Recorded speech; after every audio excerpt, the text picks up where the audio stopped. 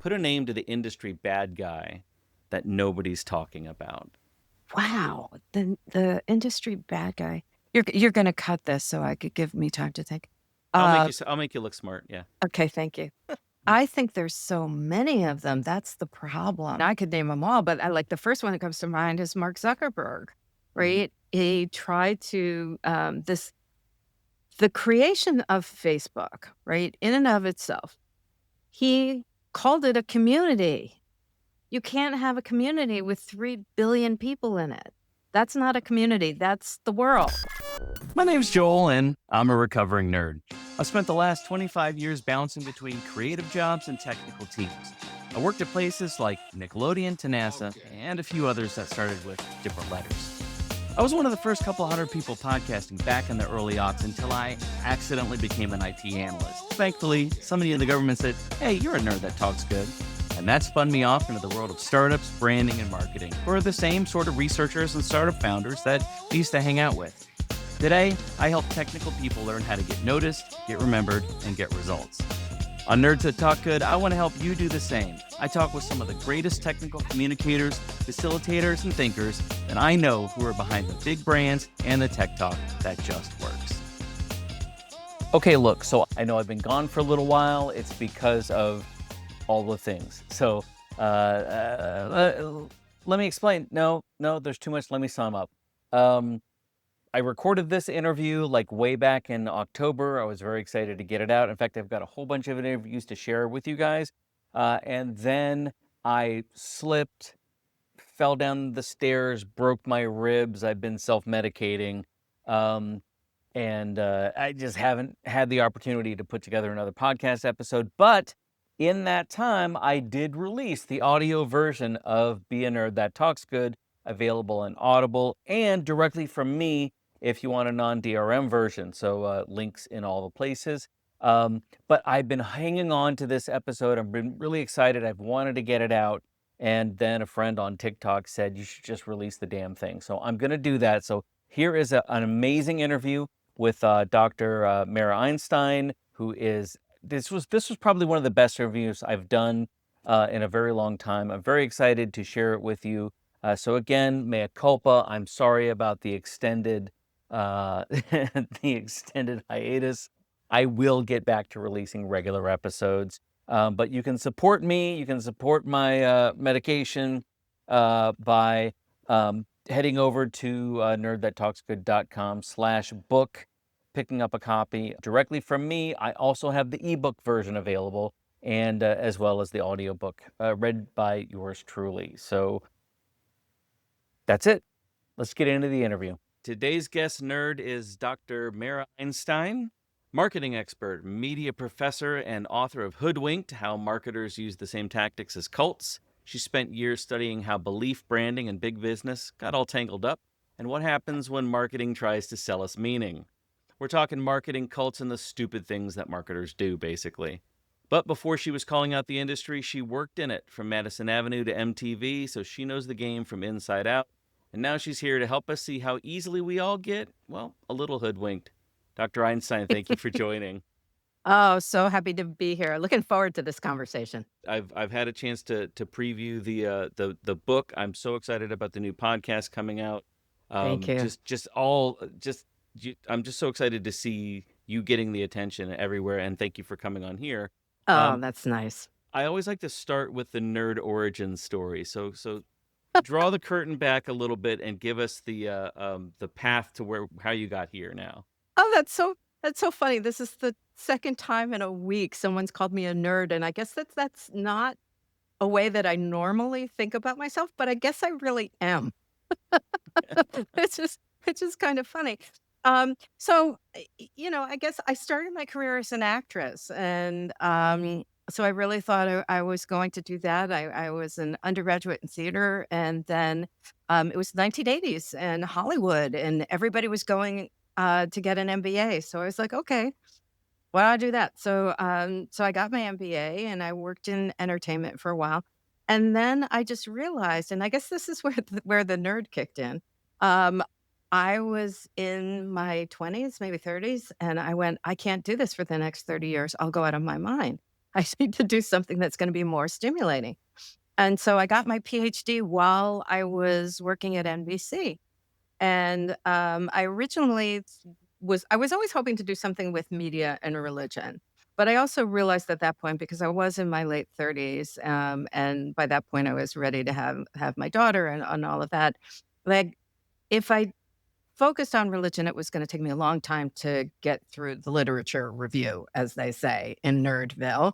And so I had done work in policy when I was getting my MBA. And so my actual first, my dissertation was, policy wonk stuff, nerd, right? And so that was the basis of my first book, and the work from that was actually used by the FCC in revising the ownership rules. So I guess that's the nerd story. Wow, policy wonk got super deep. Yeah, I had a similar experience, theater student, and then, I discovered IT, and I was like, I'm just Ah. gonna do the nerd stuff." So, yeah, I it's surprising how many, recovering theater people I know, and in different areas. Um, how did you get into the advertising aspect then, Mm, and started to collect? So you're looking at policy, you're understanding, what is it, maybe levers of control, right, right. and then some time in the media. Well, I actually, because I went to business school to run Hollywood, as it were, we were required to take classes in finance, and after 2 classes in finance, I went, "Yeah, that ain't for me." I was more interested in the psychology, right? And that's really what marketing is the psychology of persuasion. How do you get to move people in a particular direction? And it was while actually I was working at NBC that I began to see more and more research about how unhappy people were, and how dissatisfied they were with their lives.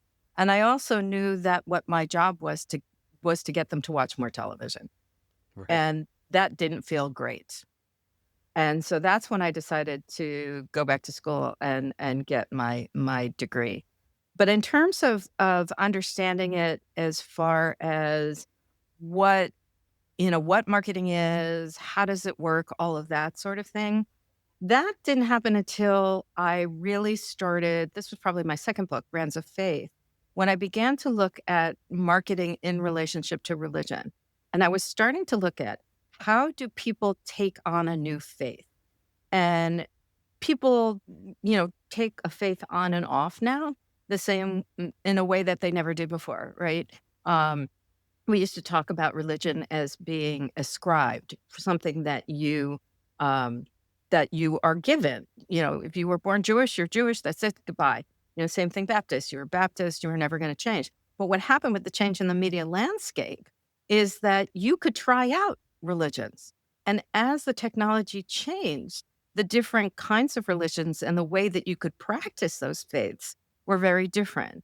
So, what we saw, for instance, in the time of radio, is that people could listen to sermons and they might find out about another faith that way, but they wouldn't actually have to walk into a different church, right? And if you have to walk into another space, you are proclaiming that you are perhaps walking away from the faith that you used to belong to.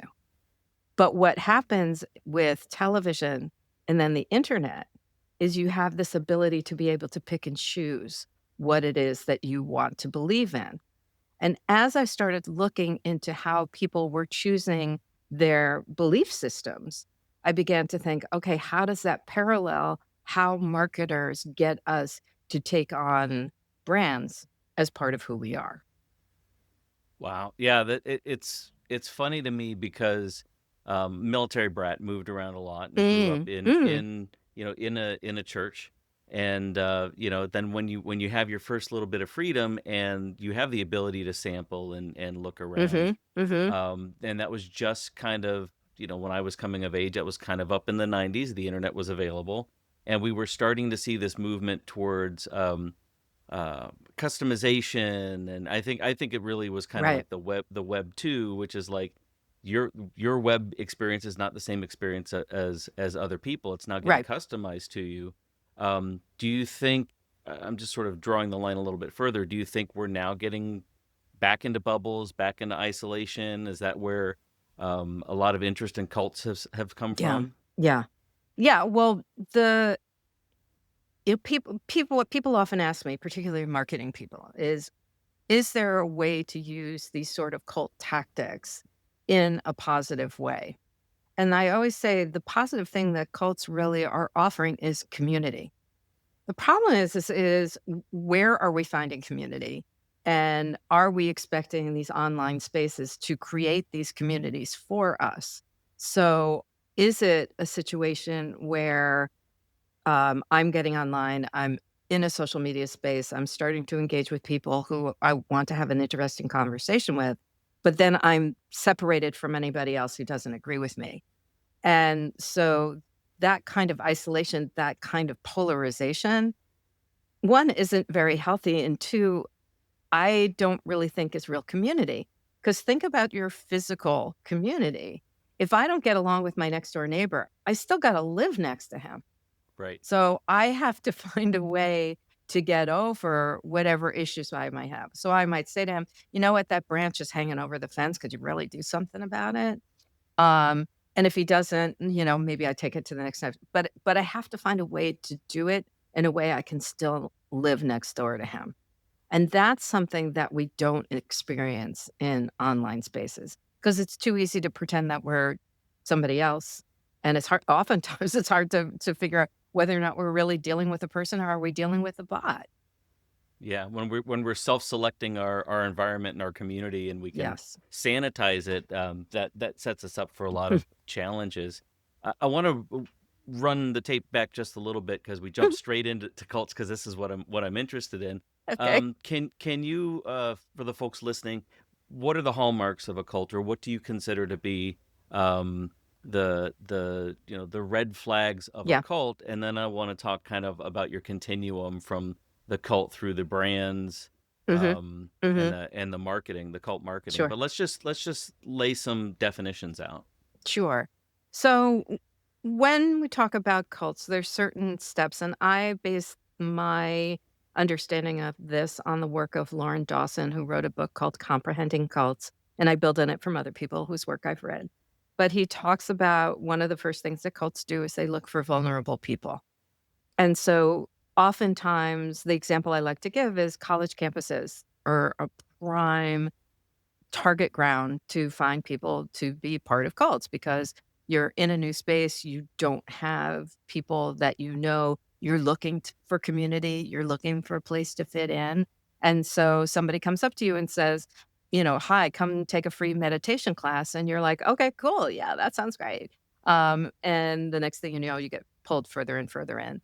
The next step in the process is to lure with deception. So this is why I got into this from my perspective in terms of the work that I do, which is my work is all about teaching people how to find deceptive marketing and then protect themselves from it. And I do that by teaching them about what I know about my many years of working in marketing. And so the deception can be that, come have a free meditation class or come have a free dinner or whatever it is. And you think that that's all it is. I'm just going to learn how to meditate. Well, then the tactics start getting harder and harder. So then it becomes upselling. Okay, you've taken a meditation class. Come take a yoga class, but make sure you show up every week. Okay, Mhm. you've taken that yoga class. Okay, well, if you really want to get good and you really want to belong to this group, then you've got to plunk some money down and take the 2-month class, right? And starts building and building and building. And then that's love bombing, surrounding people with so much attention that they don't want to leave. And as you start to do these things, as you upsell, so people make more of a commitment in terms of time and money, as they're surrounded with love bombing, as they're feeling more of the community, then it becomes harder and harder to leave. And one of the ways that groups do this is by separating you away from anyone who would tell you that what's going on in this group is not good for you, right? So Mm. they separate you. And traditionally, this has happened by putting people on a compound, either places like Waco or Oregon with Rajneesh or wherever it was, Guyana, right, with Jonestown. But they don't have to do that in physical spaces anymore because just like what we were talking about, the digital space does that for us. It separates us into groups who will only tell us what we want to hear. And Yeah. then they make it difficult for us to leave. And they finally tell us what exactly they are all about. 2 other key things or 3 other key things to include. Most cults will, but not all, most will include a charismatic and narcissistic group leader. Um, sure, you could think of plenty. We could drop in right here. Yeah. Um, the creation of in and out groups, right? So you're part of this group, so you're not part of this other group. So that's a way to define the group. And finally, an all encompassing worldview that answers all of life's problems. So no matter what you would respond back to it, they could say, "Oh, yes, but QAnon or MAGA." MAGA is a Mhm. great example. What does MAGA mean? Make America great again. It doesn't really mean anything. It means whatever somebody wants to put into it thinks that it means. But it, in and of itself, it doesn't mean anything because make America great again for whom? For when? At what time period? And so it's so open as to allow people to put whatever they believe into that statement. And so whenever somebody says, "Oh, but women are being hurt, or immigrants are being hurt, or children are being hurt," "Oh, but MAGA, we're making America great again." That Right. always becomes the response.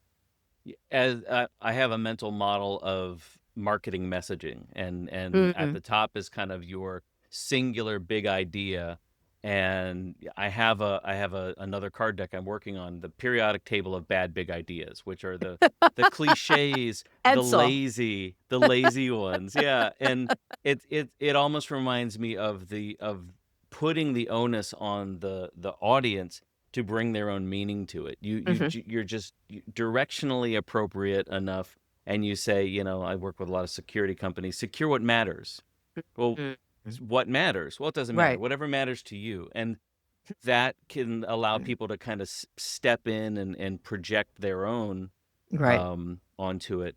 So thank you for that definition. I think a lot of us now are thinking through media we've consumed or documentaries and Mhm. things. How did you start to make the connection then to some of these cult-like brands? And you have some various levels of brand and Right. marketing. I'd like you to Right. sort of talk us Right. talk us through that from the, Sure. oh, this is kind of cool. Maybe I want to buy some leggings, to now I have a big exercise bike in my shed that Right. I'm paying a subscription on, and like Right. we know the companies we're talking about, but Mhm. talk Mhm. about the different levels that Sure. you lay out in the book. Sure. Well, the way that I got to this is that I was stuck at home during COVID, like a lot of us were, and I was watching a lot of documentaries on TV, and I was watching The Vow, which is the documentary about Nexium, and the Lula Rich, which is the docuseries about Lula. And so was watching them like back to back over the course of a couple of weeks, and I was like, "Oh my God, they're the same thing." A multi-level marketing company, i.e., a legalized pyramid scheme, is the same thing as a cult. And I was like brain exploded. And then as I started researching multi-level marketing, I discovered I was not the first person to figure this out.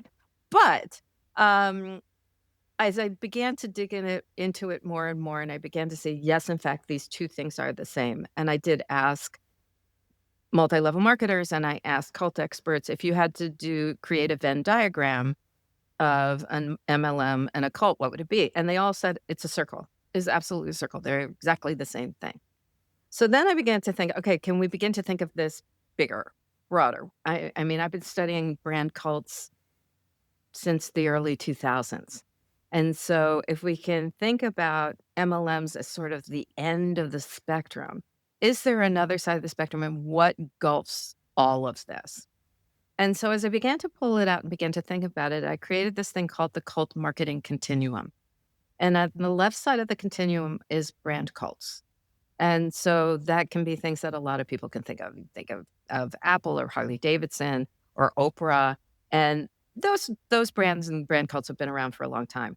But what we've seen, particularly with the expansion of digital technology, is the expansion in the number of things that we consider to be brand cults.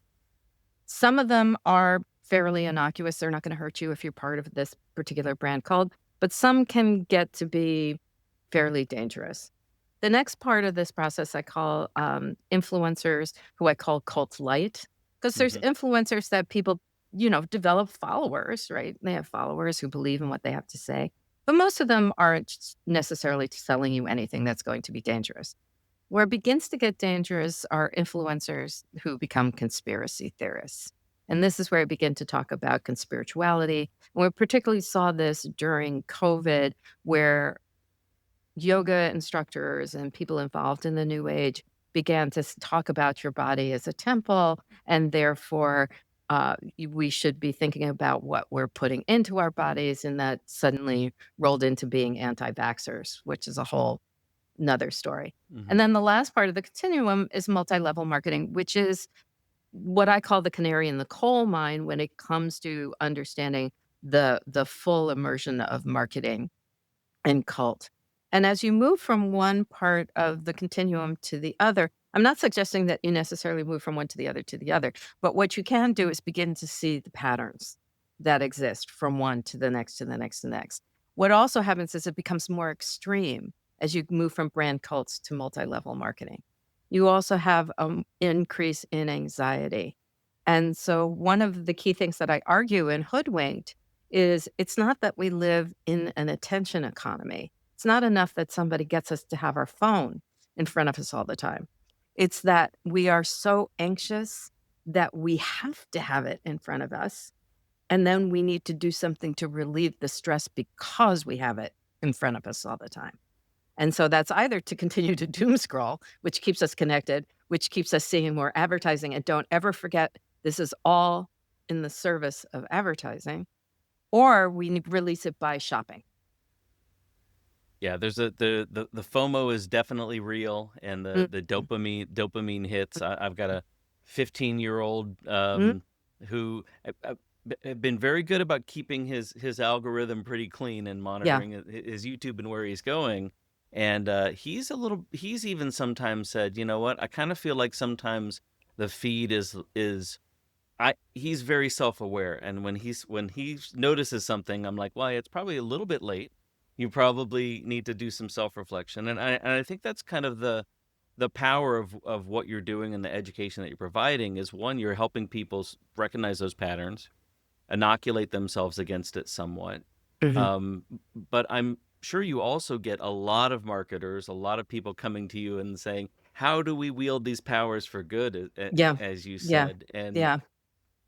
is that possible? I Yeah. mean, I talk a lot about psychology and leveraging the caveman brain to get Mhm. people's attention, Mm. not to take advantage of, but that's our jobs as marketers. Is, hey, you got to get the eyes on first. Mhm. But where does a well-meaning marketer, or even just a business owner who wants Mhm. to learn how to be a good marketer, how do they prevent themselves from creating a Fr cult over from their over going their going down over the their rabbit SaaS hole. platform? Yeah. Going down the cult rabbit hole, as it were.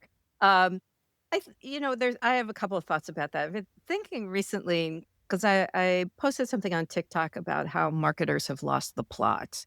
And what I mean by that is, particularly with the recent situation where Elf Cosmetics and American Eagle have done things from a marketing perspective that really ticked off their consumers.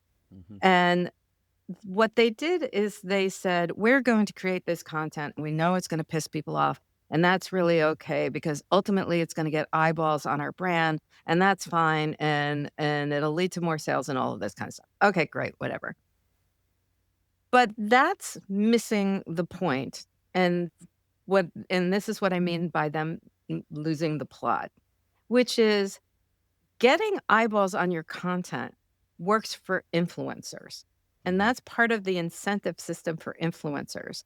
They make money by getting more people to engage with their content, and the more views it gets, the more engagement it gets, the more money they can make from the platforms.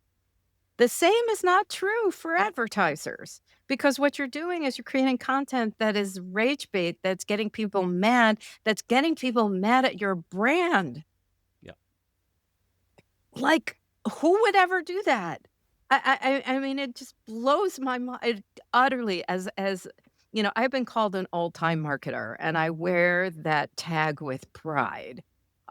Because when it comes to the fundamentals of marketing, you still have to do the basics. Who am I talking to? What are their wants and needs?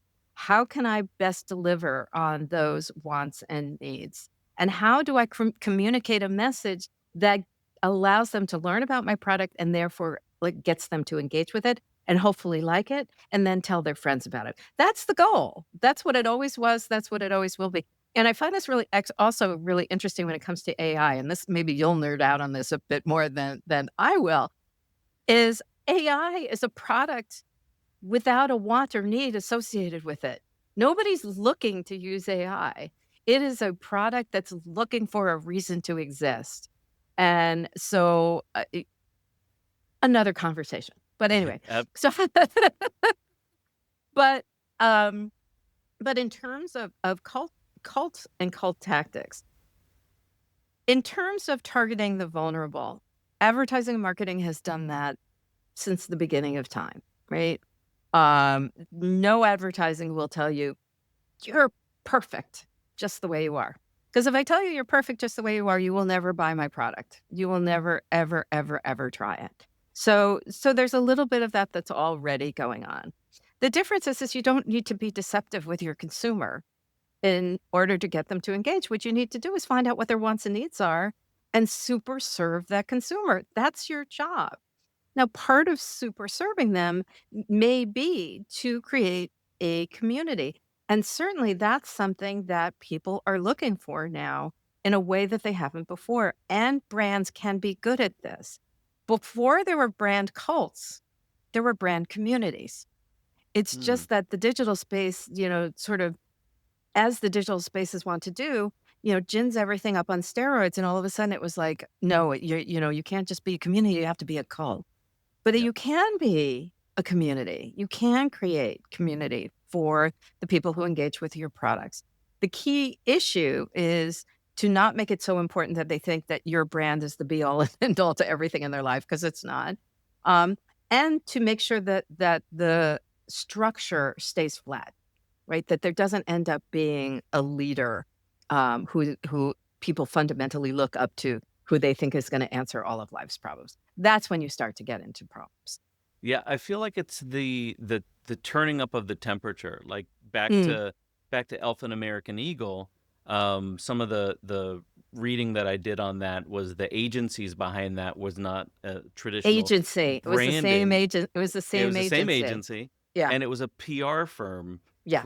primarily that was trying to step into creative work. And I think Mhm. like as you said, the plot and the goals are completely different between Yes. PR is get people looking and talking to me, and Mhm. brand is about building long lasting trust and brand Right. equity. Right.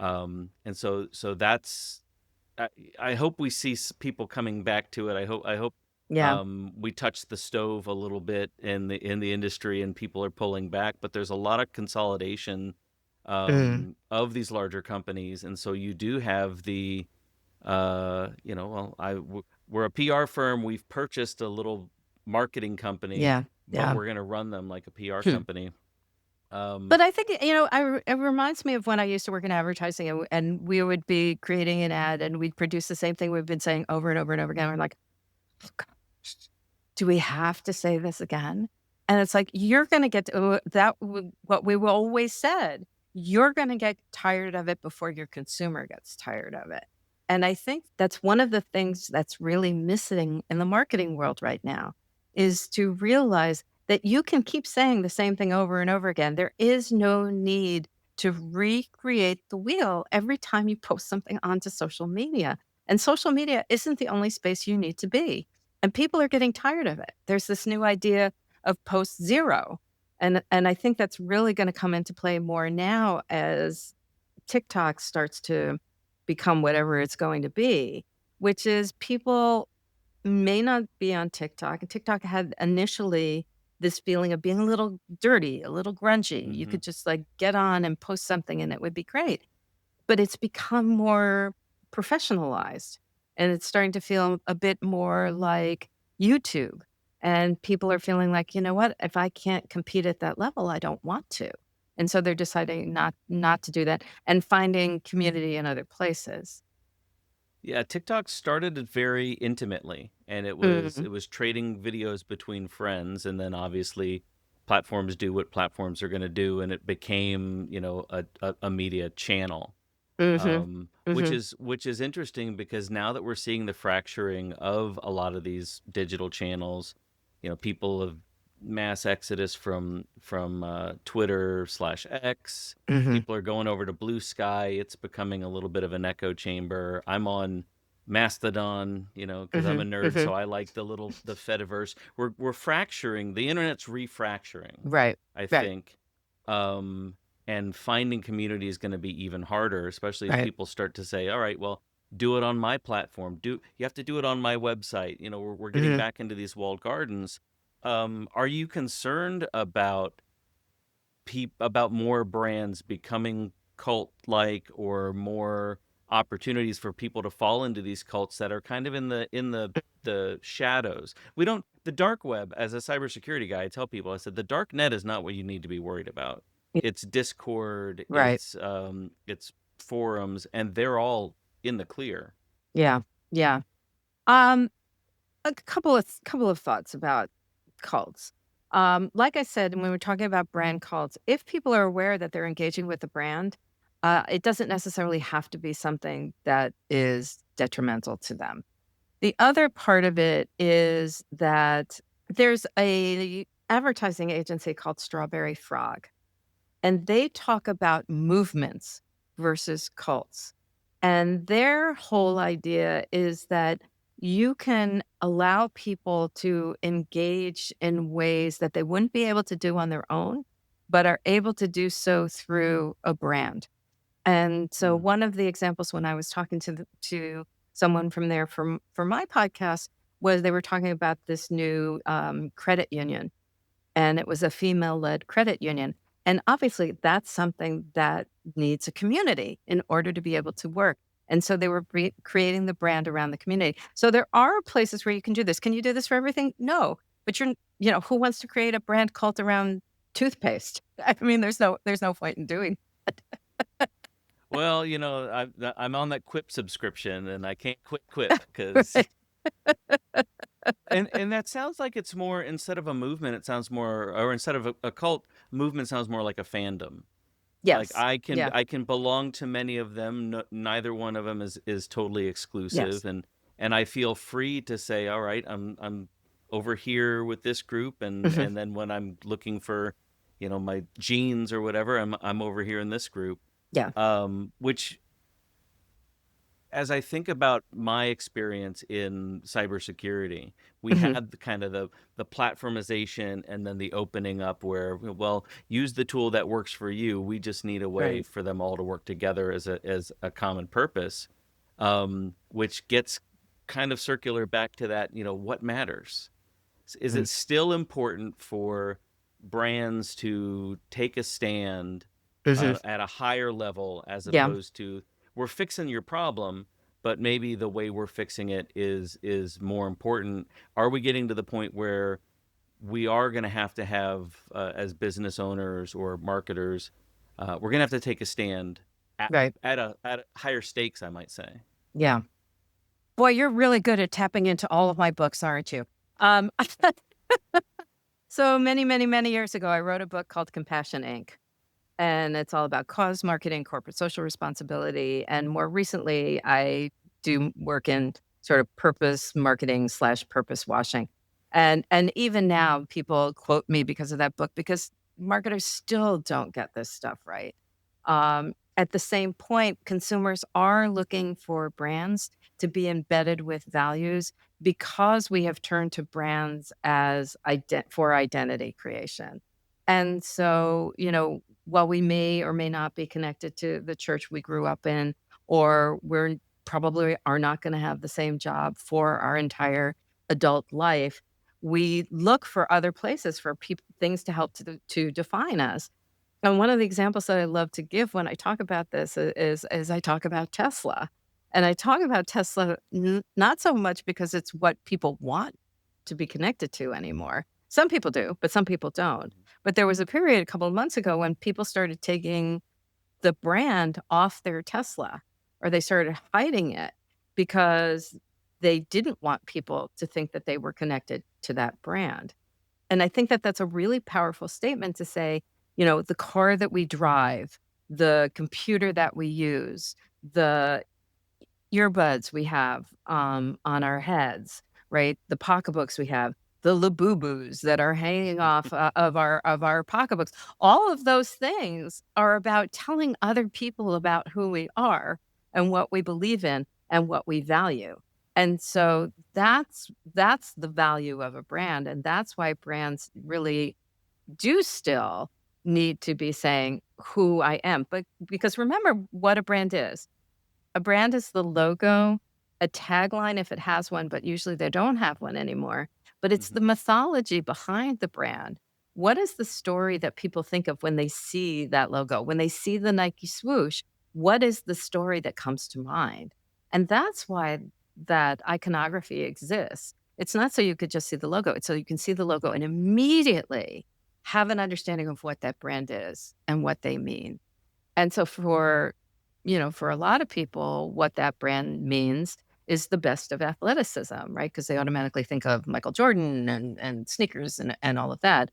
And until recently, Disney was magic, um, though now it's kind of cancellation, I guess, Yeah. caving, right? But then brand work needs to be done to fix that, to get people to believe that you really are what you say you are. So what is the type of brand work that needs to be done? For Tesla is a phenomenal example because Hmm. when the Tesla brand, not the CEO's brand, but the Hmm. Tesla's brand Yeah. was built on um, being new, Mhm. taking a stand on climate, Mhm. doing things. I mean, they were still a tech brand. They were cutting corners. I mean, we know they had Right. quality issues, but they were very much in the you want this car because we're the ones who are going to be building the future. Right. And then we've, not to get crazy political, but we've had a lot of high profile cult like leader activity from Yeah. Musk.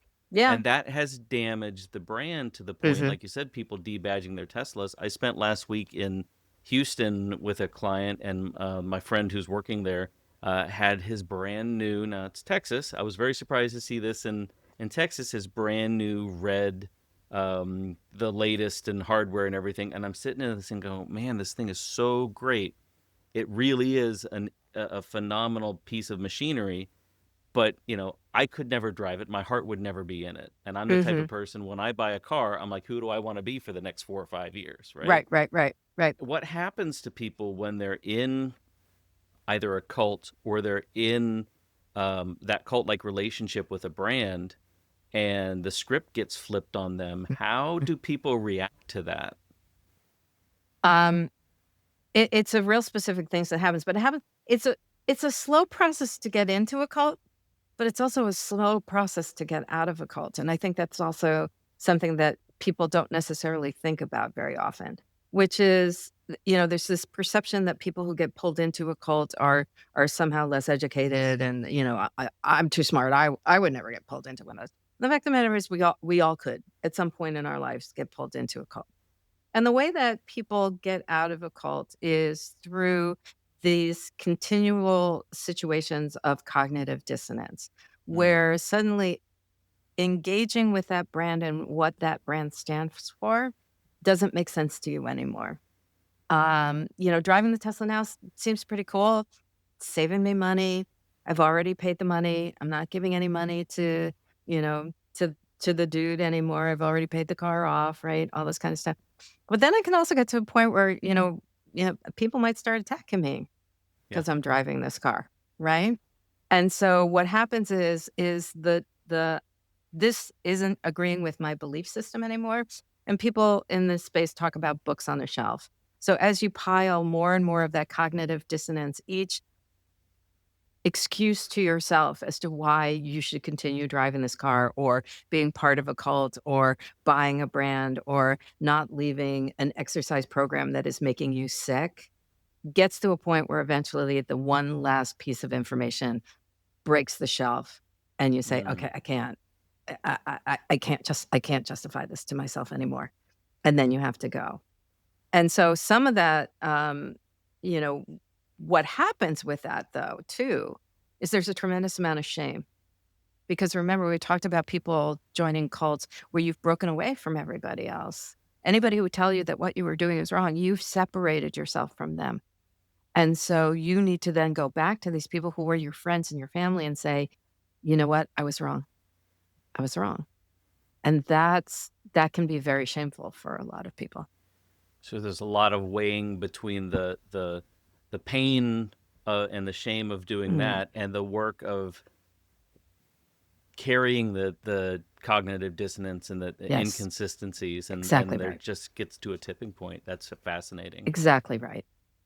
One of the exercises I do with my clients is, again, talking about the fundamentals. Like, let's figure out what your first principles messages are, so Mhm. that you have something to point to, so that you don't start going off the rails or Right. confusing the marketplace. And that's very hard, I think, for smart people, because we feel like, well, I know it, I can just shoot from the hip. But I Mhm. think people need to do the work to understand, like, is what I thought I was getting into, are we still there? Is Mhm. this, I see this especially as brands go through M&A and they start bolting on, and now what was a very targeted product or a platform is Yeah. now, a grab bag of capabilities, and the marketplace is like, I don't even know you anymore. Like, you're, Yeah. Yeah. you've gotten too big. Um, But can a uh, brand talk about itself in one word? I mean, the best brands can, yeah, right? Volvo is safety. No matter what you do, that it's what you're talking about in terms of first principles, right? Volvo is safety. Disney has been magic, right? I'm trying to think of something. Nike as athleticism, right? Whatever it is, but if you can get it down to a single word, then you constantly can go back to that and say, okay, is everything that I'm doing as a marketer relate to that one thing that I am supposed to be to my consumer? And if you're not delivering on that, then you've walked away from your first principles. yeah. I'm glad you brought that up, because I would love to take you through my through one of my Uh card exercises. I warned oh. you this Okay. was coming. Yes, you did. Um, Now I'm scared, but okay. so just as by way of reminder Yes. to you, and to the people who might not have seen me do this before. Very simple process. I help people figure out the difference between making them like you, understand you, and trust you. So heart, Okay. head, and gut. Stealing that from Aristotle. I don't lay any claim to that, although I did come up with the cheeseburger logo.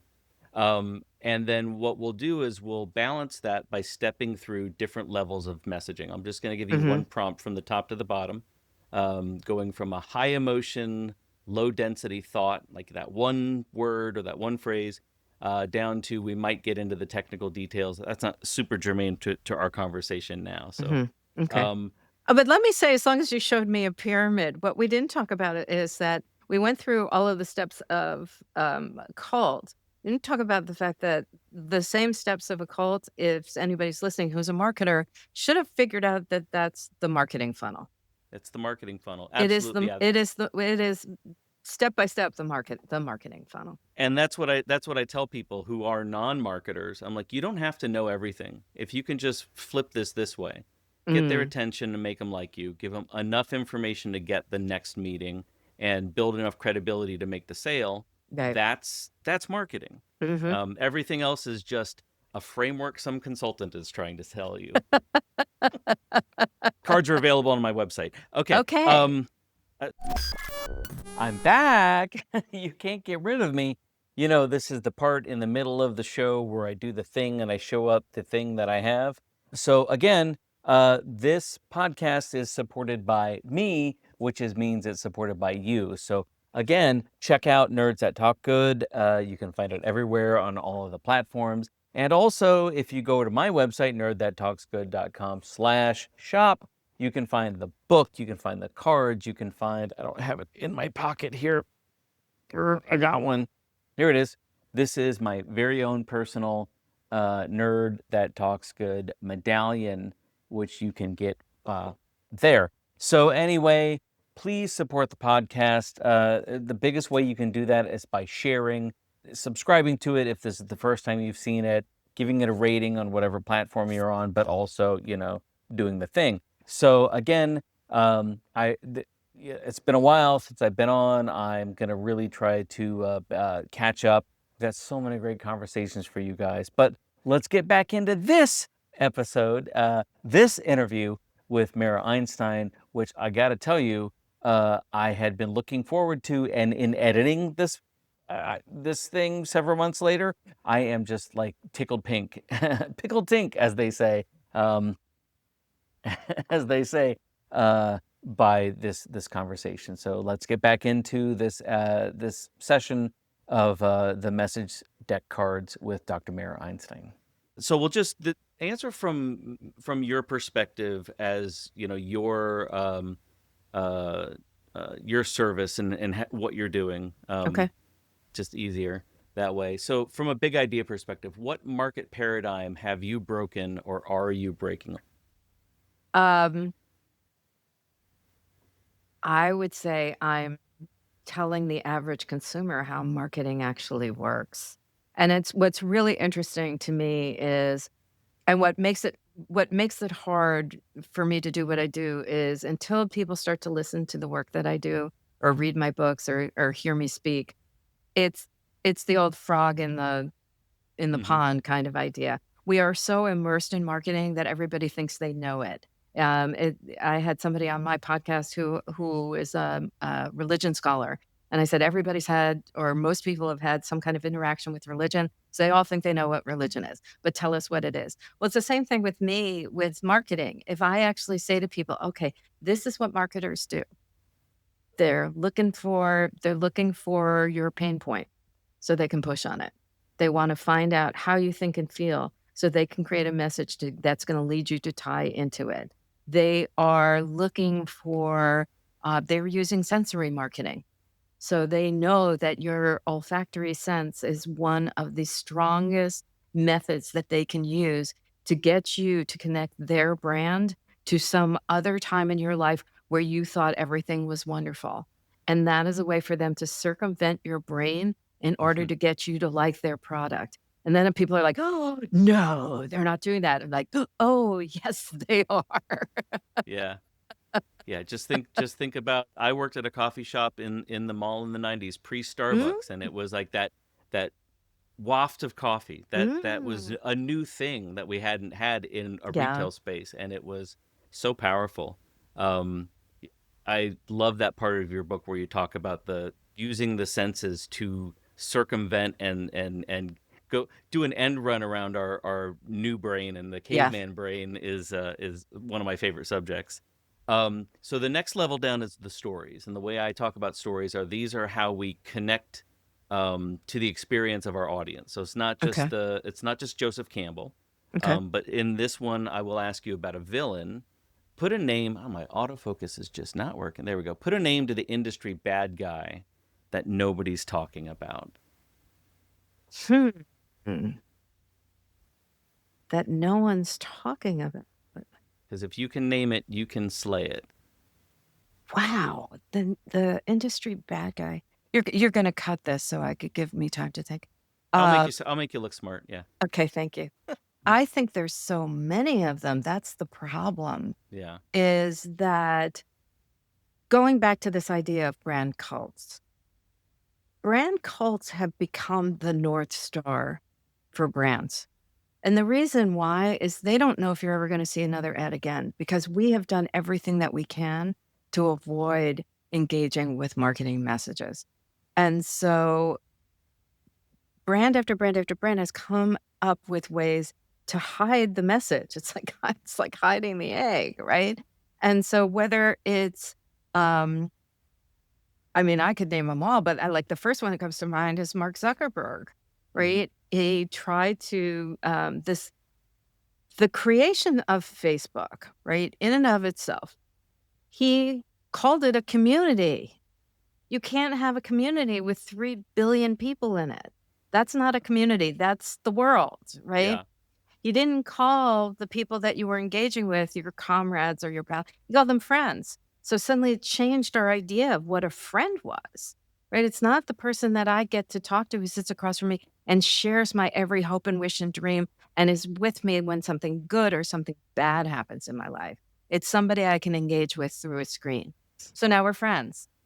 The share button, it's not, I'm giving you an ad that somebody sent to me, and so now I'm sharing, now I'm passing it on to you, right? I'm giving you a gift.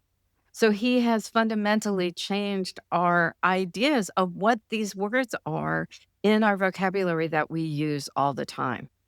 And so it started there. And then when it comes to talking about hiding the information, now partially Mark Zuckerberg, but I will also put this on the guy who found BuzzFeed was the one who started doing native advertising, and Hmm. native advertising are the ads that appear in your feed that don't look like that look like everything else in your feed. They're ads that are indigenous to the site within which they appear. And so the whole point of BuzzFeed was not to be a news site. It was to be a marketing site. And if you went on to Hoover's, right, which is the company that Wall Street uses to find out about companies to invest in and so on and so forth, Hmm. it's not listed as a news site. It's listed as an advertising agency. Yeah. Every So, every platform is turned into advertising. And yeah, I think like that may be the villain. It is ad tech yeah, has yeah. consumed everything. Well, the other part of it is too, and one of the other conclusions that I come to in the book is the ultimate cult is the technology itself. Yeah. Yeah, absolutely. Next level down. Now, when I talk about a value, it's not your mission, vision, values. I used to work in the government. I think all that stuff's bullshit.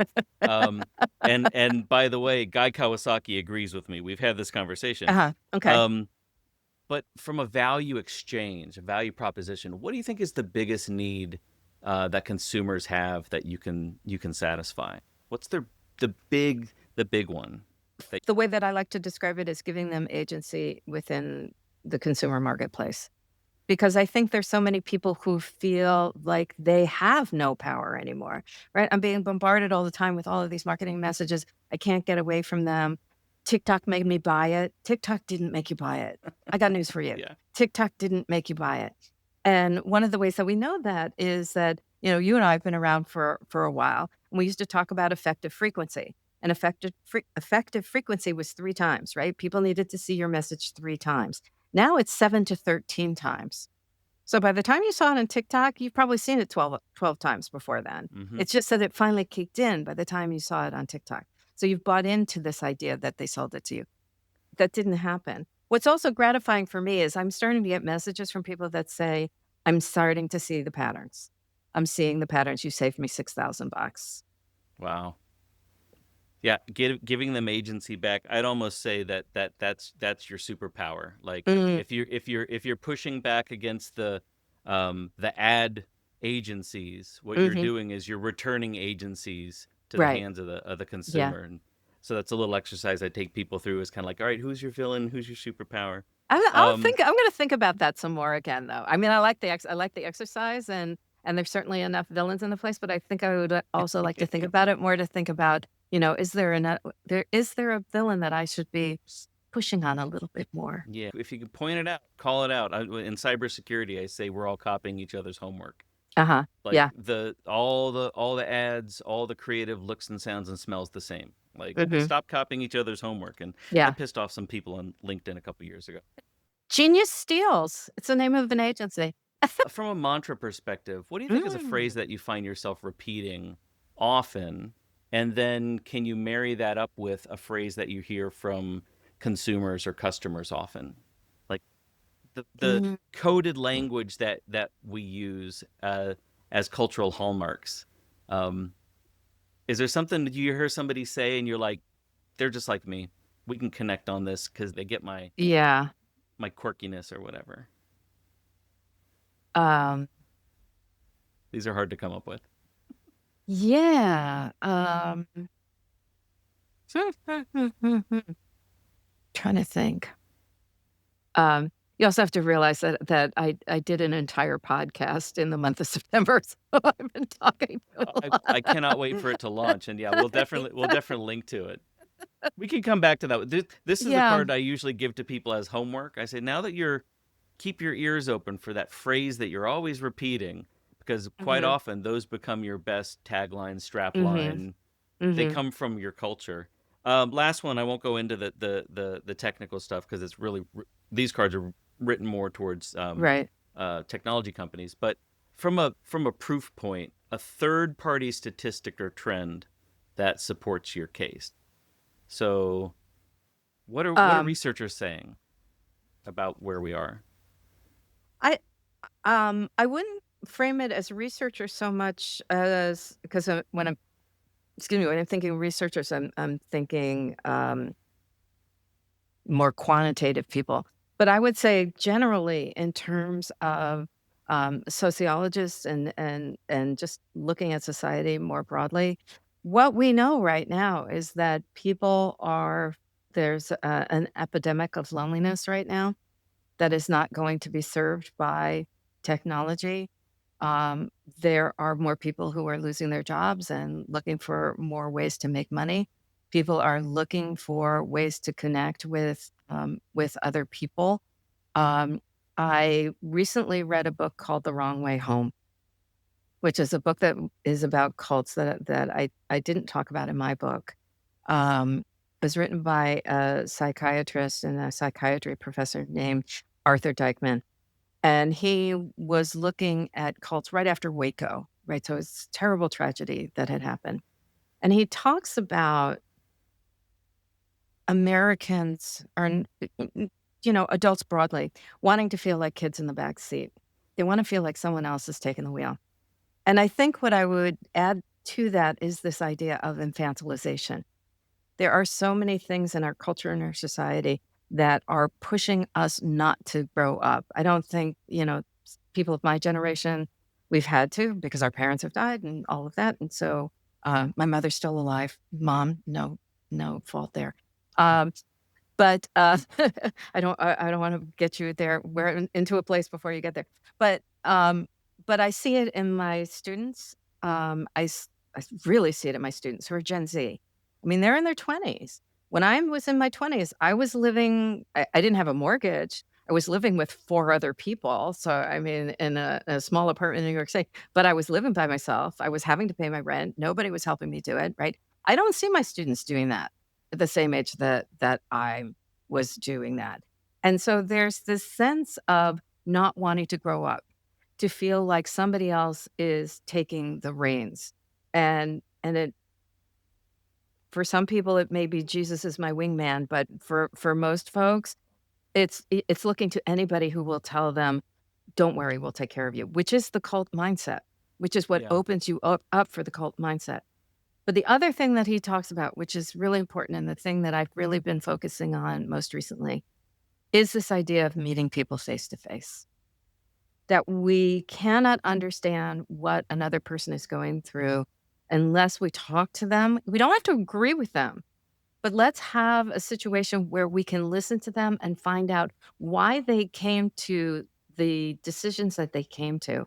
And one of the exercises that I used to give my students, and I think I have to find a way to get them to do this again, is I tell them to create a fake Gmail account and to go on to what was then Twitter, but is now X, and start following people you would never follow, not in a million years.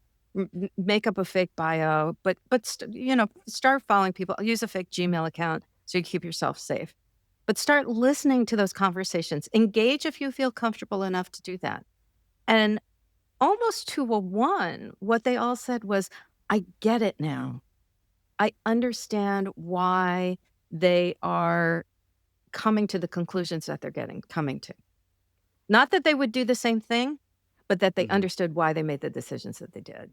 And I think Yeah. that's something we don't do enough of. Wow, that's very powerful. Yeah, and taking on putting yourself in other people's shoes is absolutely not something that a lot of people do, especially smart people. We Mhm. think we've got the curse of knowledge. We think we know it all. Right. Um, as we wrap up, and I thank you so much for your sharing and your time. I'm gonna include a link to the books, the podcast. You mentioned a couple other people and their books. I'll include that. Are there any other references or things that you have found useful that I can include as a sort of a homework or resources cheat sheet on the end of the episode guide? Mm. One of the things that I've been doing actually on my website, so rather than me listing them all for you, is it's sort of on a monthly basis, I'm providing books to read and podcasts to engage with on different topics based on the areas that I do research in. So, multi-level marketing, purpose washing or purpose marketing, cults, higher education. Those are all areas that I work in, and so there's if you go to my website, you will find pages where I actually list a whole um, panoply of books and documentaries and things that you can engage with on those topics. Oh, perfect. I will definitely link into those so that people can find those. Your website, drmaraeinstein.com. I'll include that there. Thanks. You got this podcast that's launching. Hmm. I'm hoping that I get this episode out before you're too far into your podcast. But everybody should definitely go and listen. Um, just thank you so much for joining and sharing with us. I'm so glad you found me. Well, it was TikTok made me Oh, contact there you, you so. go. There you go. One last piece of advice. If it sounds too good, it probably is. That's right. Yep. The Princess Bride. If anyone tells you life isn't pain, they're selling something. There you go. Thank you so much for joining me today. This has been phenomenal. I cannot wait to finish the book and then read all the other ones. Oh, thank you so much. If you want links to the resources mentioned on the show, head on over to the episode page. And for information on booking a message therapy workshop, getting your hands on the message deck, to check out my book, or just buy me a coffee, go to nerdthattalksgood.com/podcast. Until next time, happy messaging. Remember, you don't have to speak well, you only got to learn how to talk good.